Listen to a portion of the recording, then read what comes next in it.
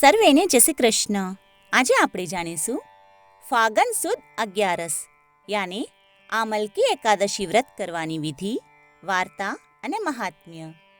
યુધિષ્ઠરે ભગવાન શ્રી કૃષ્ણને પૂછ્યું, હે દયાનિધિ, ફાગણ મહિનાના શુક્લ પક્ષમાં આવતી એકાદશીનું નામ અને મહાત્મ્ય જણાવો.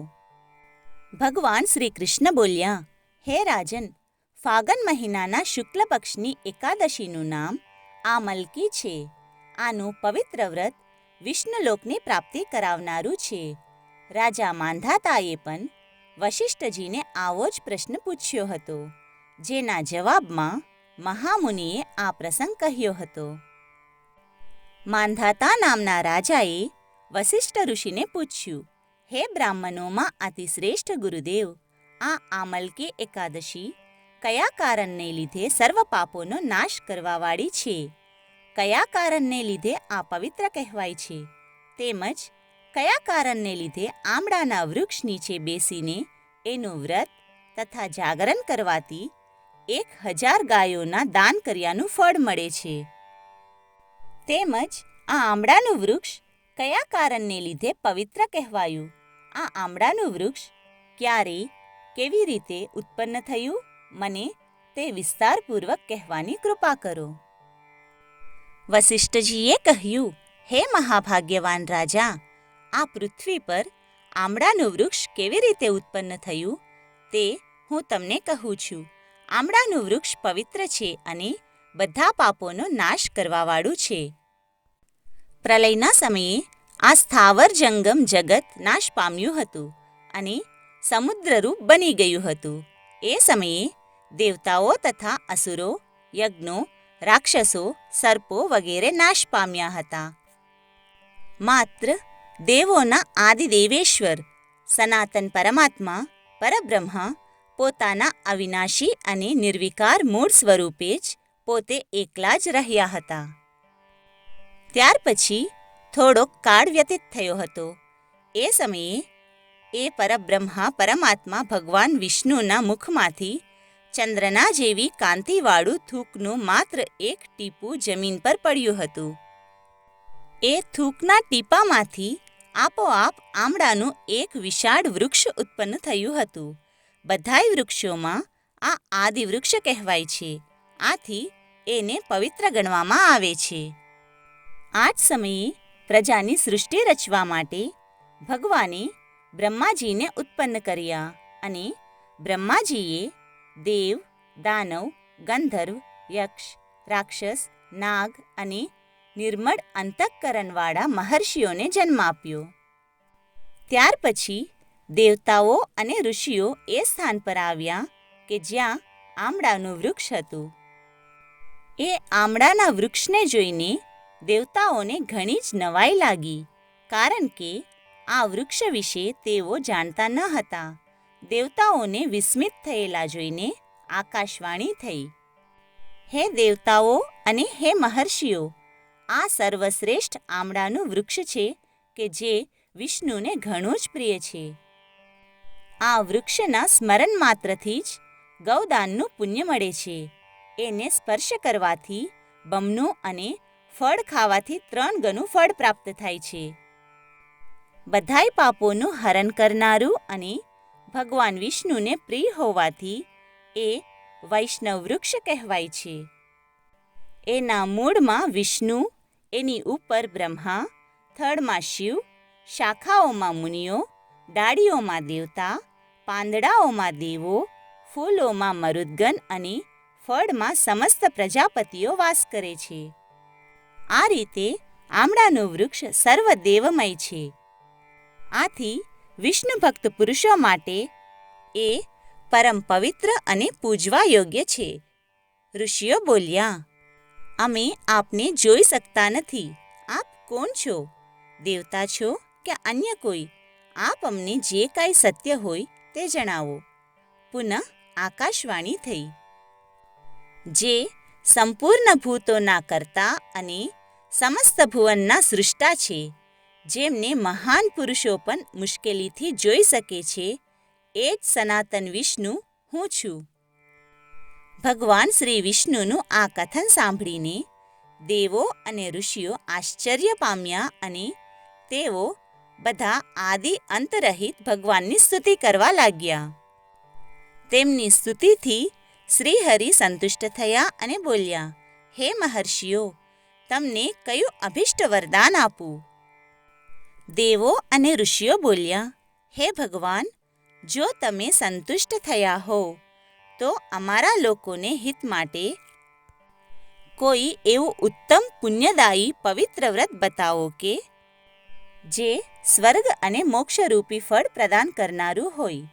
શ્રી હરિ બોલ્યા, હે દેવો, હે મહર્ષિઓ, ફાગણ મહિનાના શુક્લ પક્ષમાં જો પુષ્ય નક્ષત્રવાળી એકાદશી હોય તો એ મહાન પુણ્ય પ્રદાન કરનારી અને મોટા મોટા પાતકોનો નાશ કરનારી હોય છે. વ્રત કરનારે આ દિવસે આમળાના વૃક્ષ પાસે જઈને ત્યાં રાત્રે જાગરણ કરવું જોઈએ. આનાથી વ્રત કરનાર મનુષ્ય બધા પાપોમાંથી મુક્ત થઈ જાય છે અને સહસ્ત્ર ગૌદાનનું ફળ પ્રાપ્ત કરે છે. દેવો તથા ઋષિઓ બોલ્યા, હે પ્રભુ, આ વ્રતની વિધિ અમને જણાવો. આના દેવતા કોણ છે? એમનું પૂજન કેવી રીતે કરવું? સ્નાન કેવી રીતે કરવું? દાન કેવી રીતે કરવું? પૂજા મંત્ર અને અર્ઘ્ય મંત્રો કયા છે તે અમને જણાવો. ભગવાન વિષ્ણુએ કહ્યું, હે વિપ્રગણો, આ એકાદશીના પ્રાતઃકાળે દંતધાવન કરીને સંકલ્પ કરવો કે હે પુંડરીકાક્ષ, હું એકાદશીએ નિરાહાર રહીને બીજા દિવસે ભોજન કરીશ. આપ મને ચરણમાં રાખો. આવો નિયમ લીધા પછી પતિત, ચોર, પાખંડી, દુરાચારી અને મર્યાદા ભંગ કરનારા મનુષ્યો સાથે વાર્તાલાપ ન કરવો. પોતાના મનને વશમાં રાખીને સ્નાન કરવું. સ્નાન કરતા પહેલાં શરીર પર માટી લગાડવી અને માટી લગાવતી વખતે આ મંત્ર બોલવો. અશ્વક્રાંતે રથક્રાંતે વિષ્ણુક્રાંતે વસુંધરે મૃતિકે હરમેં પાપમ જન્મકોટયામ સમર્જિતમ. હે વસુંધરા, તમારા પર અશ્વ અને રથ ચાલતા રહે છે અને વામન અવતારના સમયે ભગવાન વિષ્ણુએ પણ તમને પોતાના પગ વડે માપ્યા હતા. હે મૃતિકે, મેં કરોડો જન્મોમાં જે પાપો કર્યા હોય તેને તમે શરીરે લેપાઈને મારા એ બધા પાપોને હરી લો. ત્યાર પછી શુદ્ધ જળ વડે સ્નાન કરવું અને સ્નાન કરતી વખતે આ મંત્ર બોલવો. ત્વમ માતમ સર્વભૂતાનાં જીવનમ તત્રક્ષકમ સ્વેદજો દ્વિબીજ્ય જાતીનાં રસાનાં પતયે નમઃ. સ્નાતોહમ સર્વે તીર્થેષુ હૃદયસ્રવણેષુ ચ નદીષુ દેવખાતેષુ ઈદમ સ્નાનમ તુમે ભવત. હે જળની અધિષ્ઠાત્રી દેવી, તમે સમગ્ર ભૂતો માટે જીવન છો. એ જ જીવન કે જે સ્વેદજ અને ઉદ્ભિદ જાતિના જીવોના પણ રક્ષક છો. તમે સર્વ રસોના સ્વામિની છો. તમને નમસ્કાર છે.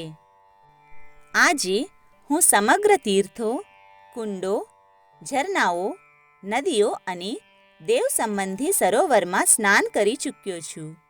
મારું આ સ્નાન ઉપર કહેલા બધા સ્નાનોનું ફળ પ્રદાન કરનારું બને. વ્રત કરનાર વિદ્વાન પુરુષે પરશુરામની સોનાની પ્રતિમા બનાવડાવી. પ્રતિમા પોતાની શક્તિ અને ધન પ્રમાણે 1 અથવા અડધા ગ્રામ સોનાની બનાવડાવવી જોઈએ. સ્નાન કર્યા પછી ઘેર આવીને પૂજા અને હવન કરવો. ત્યારબાદ બધી સામગ્રી લઈને આંબળાના વૃક્ષ નીચે જવું. ત્યાં વૃક્ષની ચારેય બાજુની જમીન પર ઝાડુ લગાવીને લીપીને જમીનને શુદ્ધ કરવી. શુદ્ધ કરેલ ભૂમિ પર મંત્રપાઠ કરીને જળથી ભરેલ નવા કળશની સ્થાપના કરવી. કળશમાં પંચરત્ન અને દિવ્ય ગંધ વગેરે પ્રસારિત કરવા. શ્વેત ચંદનથી એને લેપ કરવો. કંઠમાં ફૂલોની માળા પહેરાવવી. બધા પ્રકારે ધૂપની સુગંધ પ્રસારિત કરવી. ચારેય બાજુ દીપકો પ્રગટાવવા. સુંદર અને મનોહર વાતાવરણ તૈયાર કરવું. નવી છત્રી, પગરખાં અને વસ્ત્ર પણ મંગાવી રાખવા. કળશ ઉપર એક પાત્ર રાખીને એના પર ડાંગર ભરવી અને પછી તે પાત્ર પર પરશુરામની સુવર્ણની મૂર્તિ સ્થાપિત કરવી. ત્યારબાદ ભક્તિયુક્ત ચિત્તથી તેમના દરેક અવયવોની પૂજા કરવી અને શુદ્ધ ફળ દ્વારા દેવાધિદેવ પરશુરામજીને અર્ઘ્ય અર્પણ કરવો. અર્ઘ્ય અર્પણ કરતા વખતે આ મંત્ર બોલવો: તતો દેવાધિદેવાય અર્ધે ચૈવ પ્રદાપયેત ફલેન ચૈવ શુભ્રેન ભક્તિયુક્તેન ચેતસા. હે દેવાધિદેવ શ્રી પરશુરામ, હું આપને ભક્તિયુક્ત ચિત્તથી શુદ્ધ ફળો અર્પણ કરું છું. આપ એનો સ્વીકાર કરો. ત્યાર પછી અર્ઘ્ય પ્રદાન કરવું અને આ મંત્ર બોલવો: નમસ્તે દેવદેવેશ જામદત્યે નમોસ્તુતે ગૃહાનાર્ધ્યપ્તિમં દત્તમામલક્યા યુતો હરે. હે દેવોના દેવેશ્વર પરશુરામ, તમને નમસ્કાર છે. હે જમદગ્નિના પુત્ર પરશુરામ, તમને નમસ્કાર છે. હે શ્રીહરે, આ આમળાના વૃક્ષની સાથે રહીને મેં આપેલા અર્ઘ્યનો આપ સ્વીકાર કરો. આ રીતે અર્ઘ્ય મંત્ર બોલીને શ્રી પરશુરામને ફળો સહિત ભક્તિયુક્ત ચિત્તથી અર્ઘ્ય પ્રદાન કરવું. ત્યારબાદ ભક્તિયુક્ત ચિત્તથી આમળાના વૃક્ષ નીચે જાગરણ કરવું. નૃત્ય, સંગીત, વાદ, ધાર્મિક ઉપાખ્યાન અને વિષ્ણુ સંબંધી કથા વાર્તા આદિ દ્વારા એ રાત્રિ પસાર કરવી. ત્યારબાદ ભગવાન શ્રી વિષ્ણુનું નામ લઈને આમળાના વૃક્ષની 108 અથવા 28 વખત પરિક્રમા કરવી. પછી સવાર પડતા શ્રીહરિની આરતી કરવી. બ્રાહ્મણની પૂજા કરીને પૂજન માટે લાવેલી બધી સામગ્રી ગ્રહણ કરવા નિવેદન કરવું. પરશુરામનો કળશ, વસ્ત્ર, પગરખાં વગેરે બધી વસ્તુઓનું દાન કરી દેવું. દાન કરતી વખતે આ મંત્ર બોલવો: જામદગ્ન્ય સ્વરૂપેનો પ્રિયતામ મમ કેશવ. શ્રી પરશુરામ સ્વરૂપે કેશવ ભગવાન શ્રી વિષ્ણુ મારી ઉપર તમે પ્રસન્ન થાઓ. ત્યારબાદ પ્રથમ બ્રાહ્મણોને જમાડ્યા પછી કુટુંબીઓ સાથે બેસીને સ્વયં પણ ભોજન કરવું. વસિષ્ઠજીએ કહ્યું: હે માંધાતા, ત્યાર પછી બધા દેવોએ અને બધા મહર્ષિઓએ એ વ્રત કર્યું હતું. તમારે પણ આ આમલકી એકાદશીનું વ્રત કરવું જોઈએ. આ સાંભળી માંધાતાએ વસિષ્ઠ ઋષિને કહ્યું: હે મહાત્મા, આપે કહેલ આ આમલકી એકાદશીનું વ્રત હું જરૂર કરીશ. હવે આ એકાદશીનું કોઈ આખ્યાન કે કોઈ કથા હોય તો કૃપા કરીને તે મને કહો. વસિષ્ઠજીએ કહ્યું: હે મહાભાગ્યવાન રાજા, હવે તમે આમલકી એકાદશીનું આખ્યાન સાંભળો. વિદિશા નામની નગરીમાં ચિત્રરથ નામનો ધર્માત્મા રાજા રાજ કરતો હતો. તે પરોપકારી અને દયાળુ હતો. તે ઉપરાંત એ પુરાણ અને શાસ્ત્રોનો પણ સારો અભ્યાસી હતો. એ વિદિશા નગરીમાં અનેક વિદ્વાન બ્રાહ્મણો રહેતા હતા. રાજા અને પ્રજા બંને ધર્મનું આચરણ કરતા હતા અને અનેક પ્રકારના વ્રત ઉપવાસ કરતા હતા. આમ આખી નગરી સુખી હતી. એટલામાં ફાગણ સુદની આમલકી એકાદશી આવી. રાજા સહિત સૌએ એ એકાદશીનું વ્રત કર્યું અને ઉપવાસ કર્યા. કોઈએ ઘરમાં, કોઈએ તળાવમાં કે કોઈએ નદીમાં જઈને સ્નાન કર્યા. ત્યાર પછી બધા દેવાલયમાં એકઠા થયા.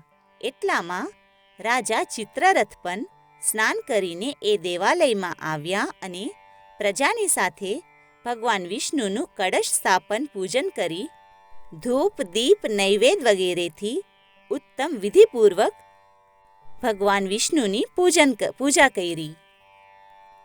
ત્યાર પછી રાજા પ્રજાજનો સહિત જંગલમાં ગયા અને ત્યાં આવેલ આમળાના વૃક્ષની પણ એને પૂજા કરી. પછી એને પ્રાર્થના કરી: હે ભગવાન વિષ્ણુ, આમળાના વૃક્ષમાં આપ નિવાસ કરો છો, અમે આપને નમસ્કાર કરીએ છીએ. પછી પાણીની અંજલિ આપતા બોલ્યા, હે ધાત્રી, તમે બ્રહ્મ સ્વરૂપ છો અને અમારા પાપોનો નાશ કરનારા છો. પછી આમળાના વૃક્ષની પ્રદક્ષિણા કરતા બોલ્યા, હે ધાત્રી, તમે બ્રહ્માજી દ્વારા ઉત્પન્ન થયા છો, અમે તમારી પ્રદક્ષિણા કરીએ છીએ, તમને નમસ્કાર છે. તમે શ્રીરામ દ્વારા સન્માનિત છો, તમે અમારા સર્વ પાપોનું હરણ કરો. આમ કહીને રાજા ચિત્રરથે અને પ્રજાએ પ્રદક્ષિણા કરી. પછી રાત્રિનું જાગરણ પણ એ આમળાના વૃક્ષ નીચે કર્યું. એટલામાં જંગલી પ્રાણીઓની હત્યા કરીને પોતાના કુટુંબનું ભરણ પોષણ કરનાર એક પારધી ત્યાં આવ્યો. તેને આમળાના વૃક્ષની આજુબાજુની જમીન સ્વચ્છ થયેલી જોઈ. તે ઉપરાંત આમળાના વૃક્ષના થડ પાસે અનેક દીવા સળગતા જોયા. ત્યાં રહેલી ભગવાન વિષ્ણુની મૂર્તિના દર્શન કર્યા. તે ઉપરાંત ધાર્મિક કથા પણ સાંભળી તેમજ ભજન કીર્તન પણ સાંભળ્યા. વળી આ બધું શું છે? એવા કુતૂહલથી પ્રેરાઈને એ આખી રાત ત્યાં જાગતો બેસી રહ્યો. આમ એનું જાગરણ પણ થઈ ગયું. સવારે સૌ પોતપોતાને ઘેર જતા હતા ત્યારે એને એક જણને પૂછ્યું, આ બધા શું કરતા હતા? પેલાએ જવાબ આપ્યો, આ લોકો આમલકી એકાદશીનું વ્રત કરી તેનું જાગરણ કરતા હતા. સારું કહી પારધી પણ પોતાને ઘેર ગયો. પોતે વ્રત સાંભળવા બેસી ગયો હોવાથી રાત્રે ઘેર નહોતો આવી શક્યો એમ એને પોતાના કુટુંબીજનોને કહ્યું. ત્યાર પછી આનંદથી ભોજન કર્યું. થોડાક દિવસો પછી પારધી મરણ પામ્યો. એને જીવહિંસા કરી હતી એટલે તે રૌરવ નરકમાં જવો જોઈએ હતો. પરંતુ આમલકી એકાદશીના વ્રત અને જાગરણના પ્રભાવથી એ જયંતીનગરના વિદુરથ રાજાને ત્યાં વસુરમ નામે પુત્ર થઈને જન્મ્યો. મોટો થતાં વિદુરથ રાજાએ એનો રાજ્યાભિષેક કર્યો. વસુરમના રાજ્યમાં 10,000 ગામ હતા. તે મહાપરાક્રમી હતો. તેજમાં તે સૂર્ય સમાન, ક્રાંતિમાં એ ચંદ્ર સમાન, વીરતામાં એ ભગવાન વિષ્ણુ સમાન અને ક્ષમામાં એ પૃથ્વી સમાન હતો. એને ઘણા યજ્ઞો કરાવ્યા હતા. અનેક પ્રકારના દાન પણ આપ્યા હતા. તે ધર્મપરાયણ, કર્મઠ અને સત્યવાદી હતો. ઉપરાંત સાચો વિષ્ણુ ભક્ત હતો. એને પોતાના રાજ્યના ઘણા શહેરોમાં વિષ્ણુ ભગવાનના ભવ્ય મંદિરો બનાવડાવ્યા હતા. એક વખત એ મૃગિયા રમવા જંગલમાં ગયો. જંગલમાં ખૂબ અંદર જતાં તે દિશાચૂક થઈ ગયો અને ભૂલો પડ્યો. આમ તેમ ઘણું ભટક્યો પણ માર્ગ ના મળતા એ ઘણો જ થાકી ગયો અને હાથનું ઓસીકું બનાવી આમળાના એક વૃક્ષ નીચે સૂઈ ગયો. થોડી વારે ડુંગર પર રહેતા યુવાનોનું ટોળું ત્યાં આવી પહોંચ્યું. એમને સૂઈ રહેલા રાજાને ઓળખ્યા અને તુરત જ બોલી ઉઠ્યા, આ રાજા આપનો દુશ્મન છે, એને મારી નાખો. પણ એટલામાં તો રાજા વસુરમના શરીરમાંથી એક તેજસ્વી સ્ત્રી બહાર નીકળી. એની ભ્રુકુટી વાંકી હતી અને આંખોમાંથી આગ ઝરતી હતી. એને એક હાથમાં ચક્ર ધારણ કરેલું હતું. એને યુવાનોને યુદ્ધ માટે લલકાર્યા. અત્યંત ક્રોધાયમાન થઈને એને બધા જ યુવાનોને મારી નાખ્યા. થોડી વાર પછી રાજા જાગ્યા. આજુબાજુનું દૃશ્ય જોઈ આશ્ચર્ય પામ્યા. એને મનમાં વિચાર કર્યો, આ બધા મરેલા યુવાનો તો મારા શત્રુઓ હતા. એમને કોને માર્યા હશે? મારા કયા હિતેચ્છુએ આ મહાન કાર્ય કર્યું હશે? એટલામાં આકાશવાણી થઈ, હે રાજેન્દ્ર, તું આમળાના વૃક્ષ નીચે સૂઈ ગયો હતો, તેથી ભગવાન વિષ્ણુએ તારું રક્ષણ કર્યું છે. આ સાંભળીને રાજા વસુરમનું હૃદય પુલકિત થઈ ઉઠ્યું. મનમાં ભગવાન વિષ્ણુનું સાચા હૃદયથી સ્મરણ કરતા એને જંગલમાંથી રસ્તો પણ જડી ગયો. સુખરૂપ એ પોતાના મહેલમાં પહોંચી ગયો. ત્યાર પછી એ પહેલાં કરતાં પણ વધુ ધર્મપૂર્વક રાજ્ય કરવા લાગ્યો અને પહેલાં કરતાં પણ વધુ શ્રદ્ધાથી ભગવાન વિષ્ણુની ભક્તિ કરવા લાગ્યો. વસિષ્ઠજીએ કહ્યું, હે માંધાતા, આ મલકી એકાદશીનું વ્રત કરનાર અવશ્ય વિષ્ણુલોકમાં જાય છે, એમાં સંશય નથી. આ રીતે કથા સમાપ્ત કરતાં ભગવાન શ્રી કૃષ્ણે કહ્યું, હે યુધિષ્ઠર, આનાથી વધુ ઉત્તમ બીજું કોઈ વ્રત નથી. સર્વ પાપોમાંથી છોડાવનારું આ દુર્લભ આમલકી એકાદશીનું વ્રત તમે પણ કરો. બધા જ તીર્થોનું સેવન, દર્શન, દાન, સ્નાન વગેરે કરવાથી જે પુણ્ય પ્રાપ્ત થાય છે એ બધું જ આમલકી એકાદશીના વ્રત, ઉપવાસ અને જાગરણ કરવાથી પ્રાપ્ત થાય છે. આ પ્રમાણે ભગવાન શ્રી કૃષ્ણે યુધિષ્ઠરને આમલકી એકાદશી વ્રત કરવાની વિધિ, વાર્તા અને મહાત્મ્ય જણાવ્યું હતું. હે કૃષ્ણ ભગવાન, જે કોઈ ભક્ત આ એકાદશીનું વ્રત કરે તે સર્વેનું કલ્યાણ કરજો. જય શ્રી કૃષ્ણ.